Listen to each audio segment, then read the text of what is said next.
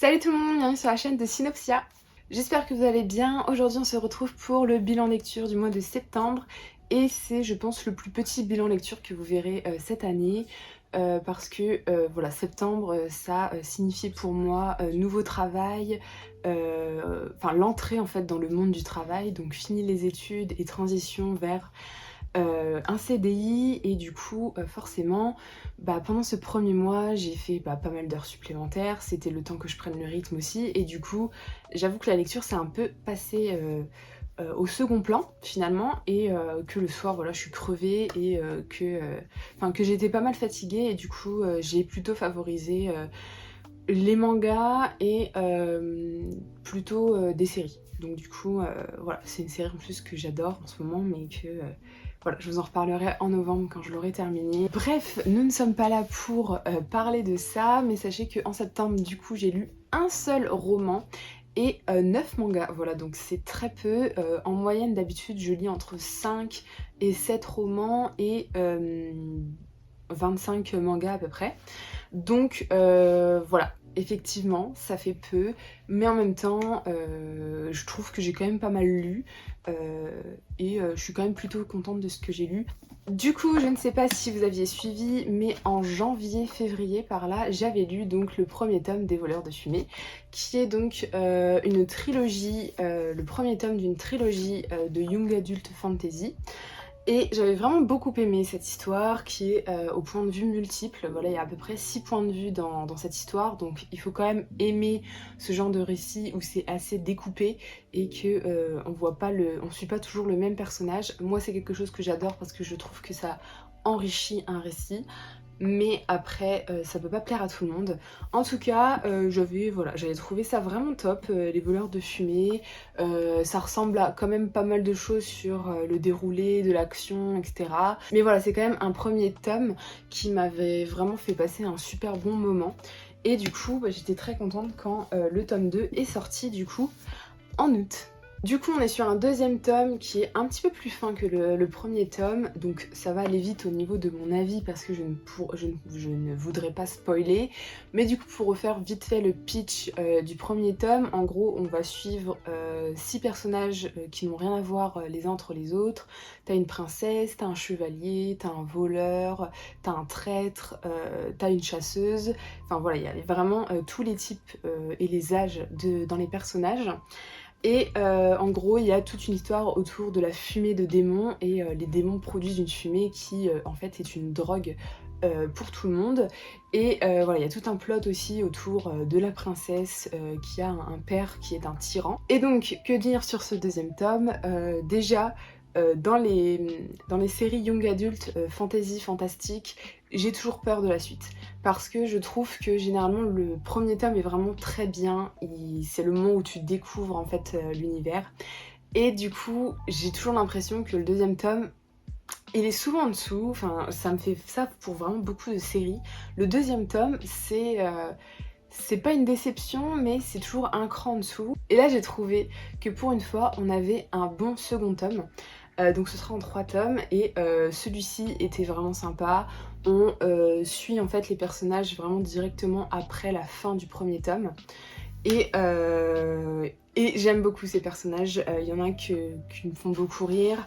Après j'ai trouvé que dans celui-ci il y avait un personnage qui était un petit peu délaissé et que voilà, ça allait beaucoup plus vite que dans le premier tome et j'aurais aimé en avoir plus, mais bon du coup ce sera dans le troisième. Mais du coup comme son nom l'indique, le monde des démons, du coup dans cette partie du récit on en apprend beaucoup plus sur les démons.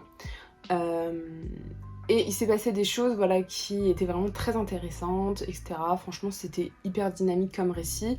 Je sais qu'il y en a qui trouvent ça lent justement à cause des nombreux points de vue, mais voilà, moi ça n'a pas été le cas. J'ai vraiment passé un bon moment avec ce deuxième tome. C'est pas non plus la série de l'année, mais c'est une série, voilà, je lui mets 17 parce que voilà, c'est bien fait, c'est bien équilibré, il y a des plots vraiment sympas, il y a de l'action, il y a des personnages assez charismatiques, on a des relations amoureuses plutôt diversifiées, et du coup c'est cool, franchement j'ai bien aimé et évidemment vu la fin de ce deuxième tome, j'ai très envie d'avoir la suite.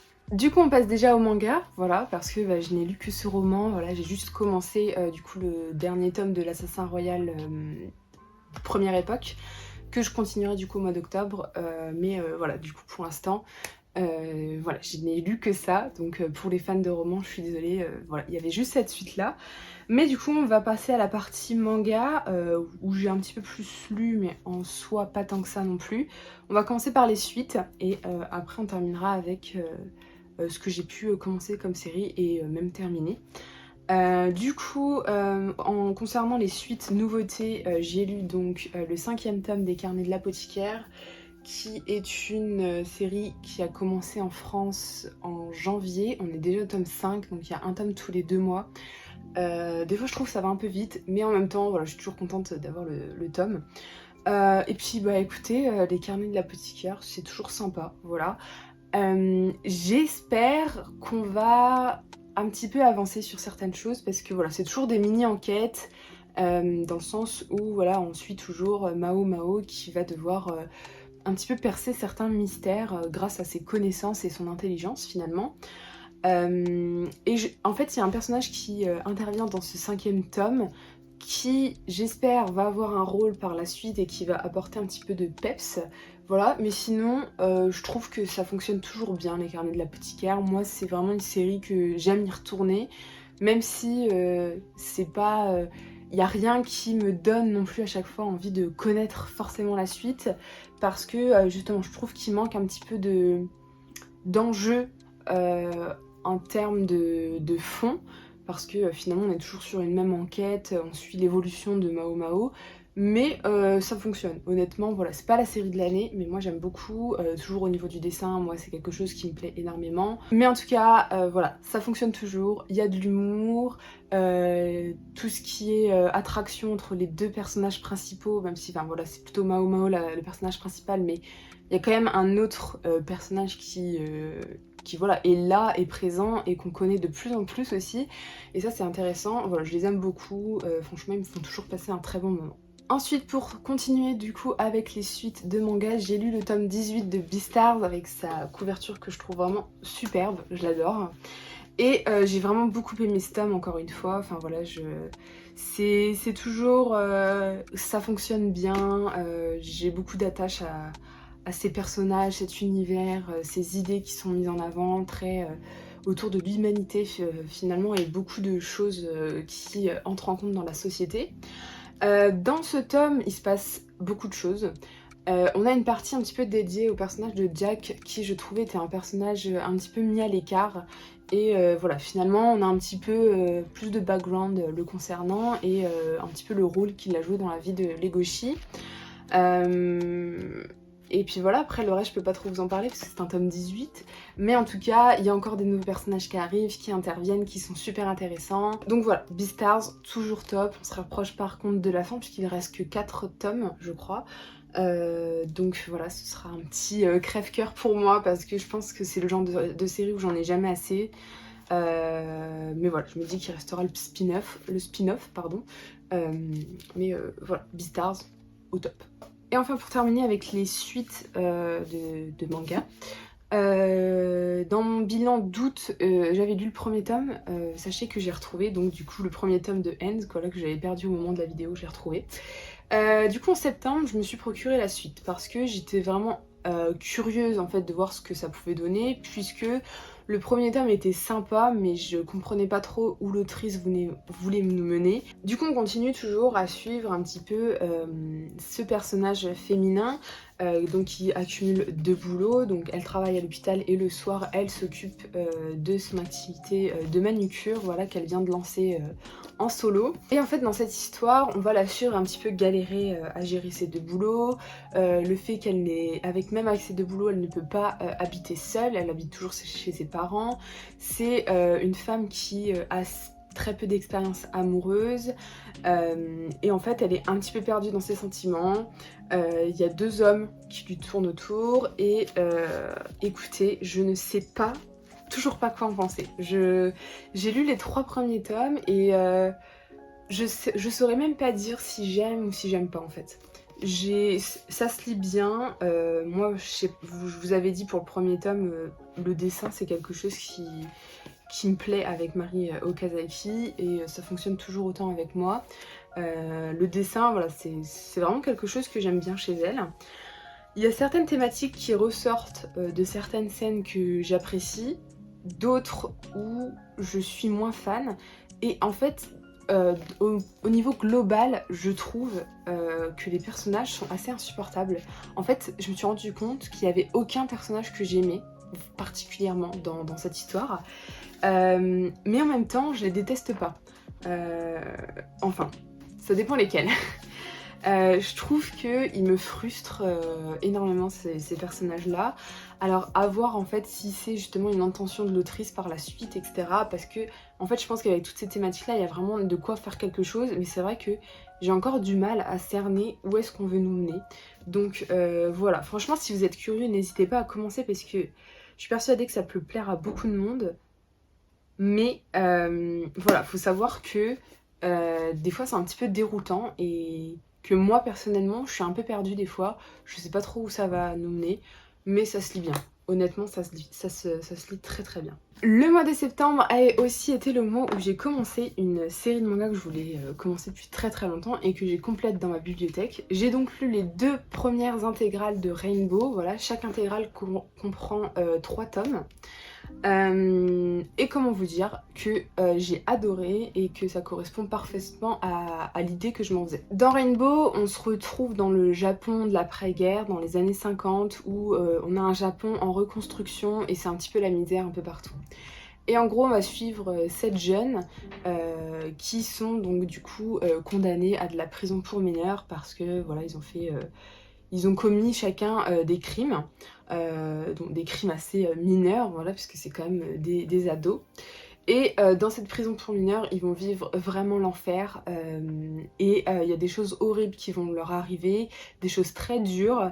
Et voilà, donc en fait, c'est toute l'idée que je m'en faisais et ça correspond exactement à ce que je voulais ce qui s'y passe. Et en fait, Rainbow c'est dessiné par Kakizaki et Kakizaki je l'ai découvert avec Bestiarius que j'ai adoré et j'ai eu vraiment un coup de cœur pour son trait très sombre, très ancré. Voilà, il y a vraiment, tu sens qu'il utilise beaucoup d'encre pour son dessin, que voilà, c'est très noir, mais en même temps, ça donne beaucoup de caractère à son dessin, beaucoup de détails aussi, et beaucoup de profondeur, et c'est vraiment un dessin que j'adore.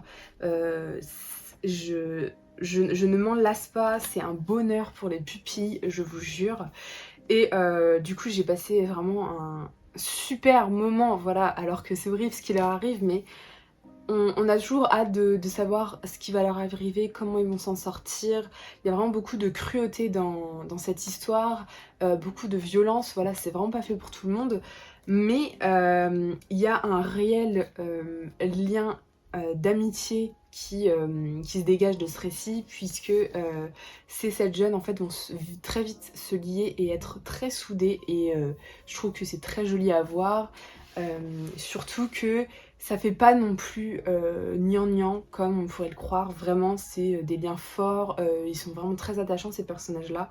Et bon, certains plus que d'autres, j'avoue. Mais voilà, j'aime beaucoup Rainbow, c'est pour l'instant un très bon ressenti que j'ai eu sur ces 2 premières intégrales.